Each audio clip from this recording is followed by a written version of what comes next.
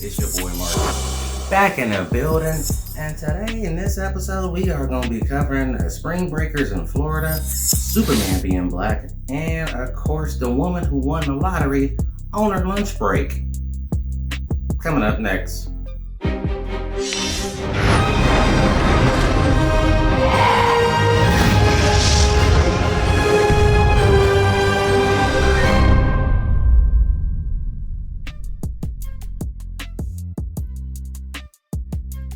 All right, so you know it is Freaky Friday news, and of course the first story is from Florida, Fort Lauderdale to be exact. Let's take a look at some of these spring break crowds that's still showing up, COVID or not.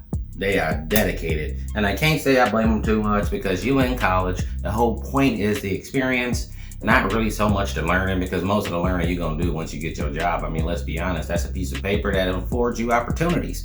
That's all it is. So you gotta pay to play, basically. But let's take a look at it, man. You know, in true Florida style, let's look at it. Some of these photos, man, in Fort Lauderdale, man. So thong bikinis and cold beer and maskless thongs. What? So they out here wilding out, man, still with it.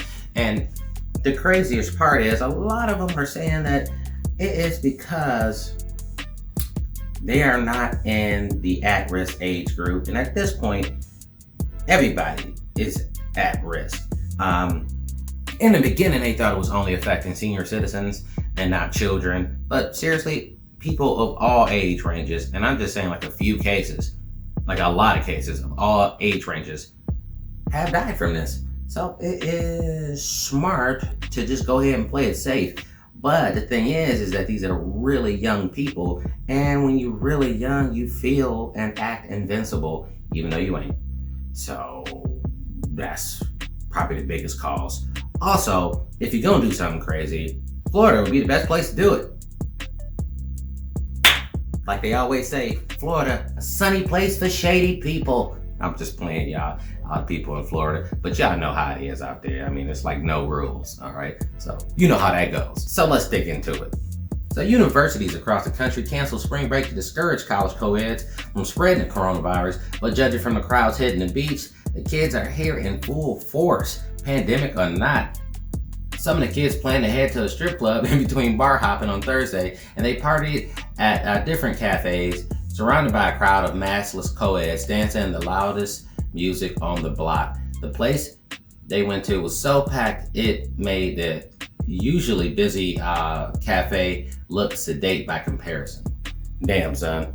Hopefully enough people start getting this vaccine so that we can kind of slow this down, man, because at least those people, and they're still adults, they're not kids, but they are adults, but they're young adults.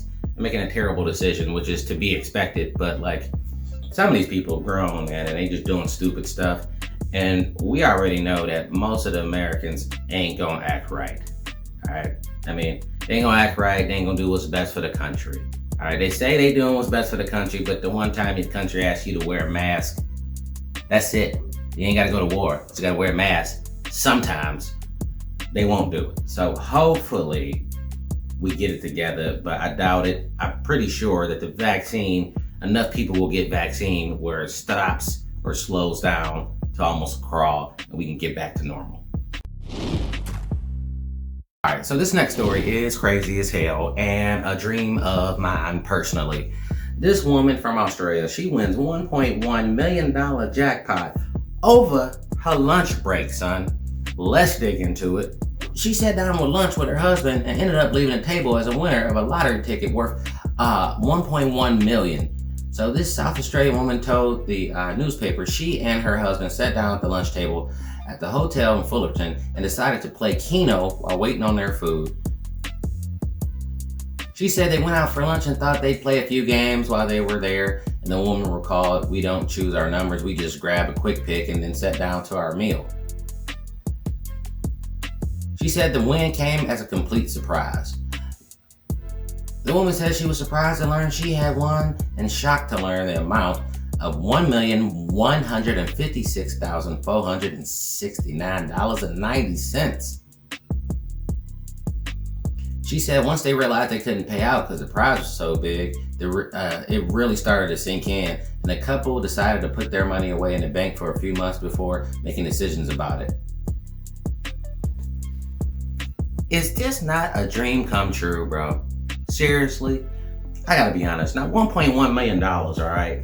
This ain't like Mega Millions type of cash, but $1 million, after taxes, maybe say if they even took half, all right? At that amount of money, depending on how much you make at your job and how you invest it, you can go ahead and tell them to fuck off. You know what I mean? Like if you really hate your job and you just want $1.1 million, you can go ahead and bounce on their ass. Quick, fast, and in a hurry.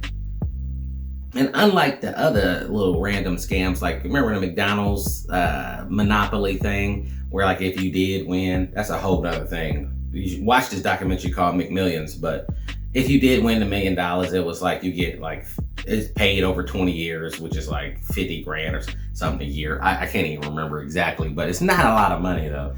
But in her case, this is the ultimate come up, son. I mean, you might go in whistling Dixie when you walk up in your job. Boy, they probably never see my black ass again. I'd be like, you know what? I'm about to quit like a motherfucker. Like once that money cleared the bank, bro, I'm gonna be like, you know what I'm about to do? Chill the fuck out, and I'm quitting. Have some time to think.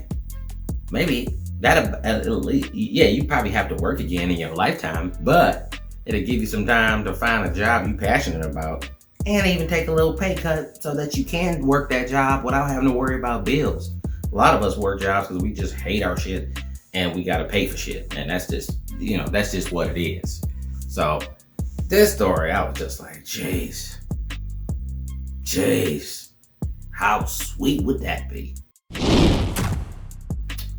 In entertainment news, J.J. Abrams' Superman reboot reportedly won't feature Clark Kent. It's another character they got, which Michael B. Jordan will be taking the helm of. Right, that's right. Michael B. Jordan, a black Superman. What? Black Superman. A whole lot of people mad about Superman being black. That's just because they racist. Message. Now let's dig into this, man. Check out some of the concept art or whatever. I think this is gonna be pretty cool, man.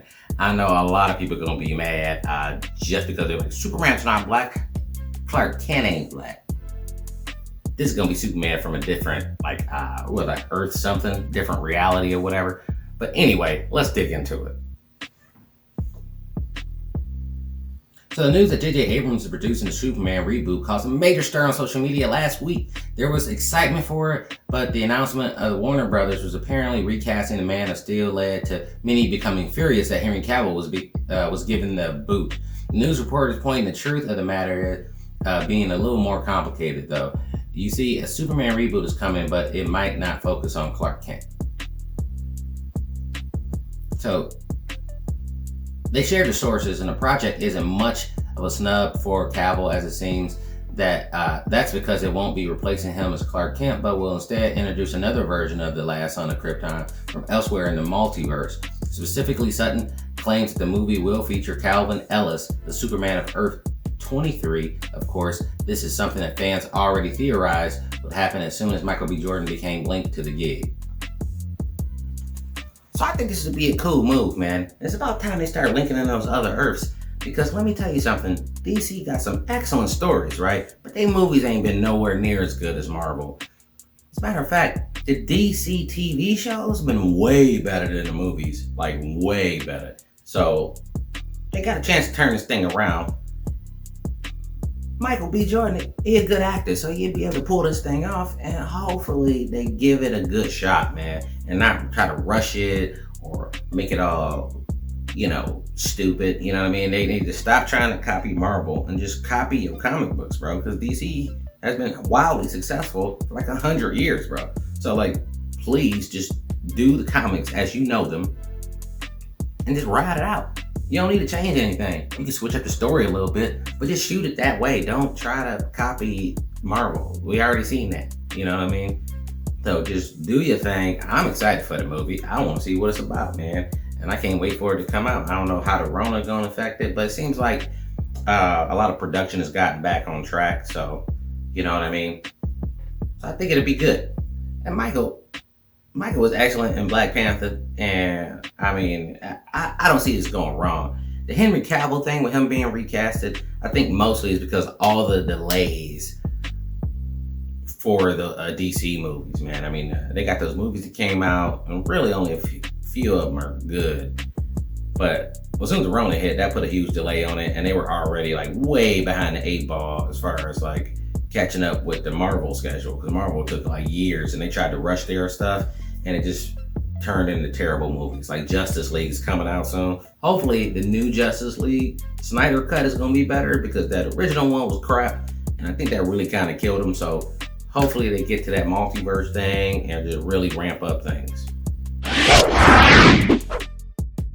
All right, Mixed Nuts, that's it for me today. If you want to support the channel, go to buymeacoffee.com/mixednuts. I'm about to make like a baby and head out.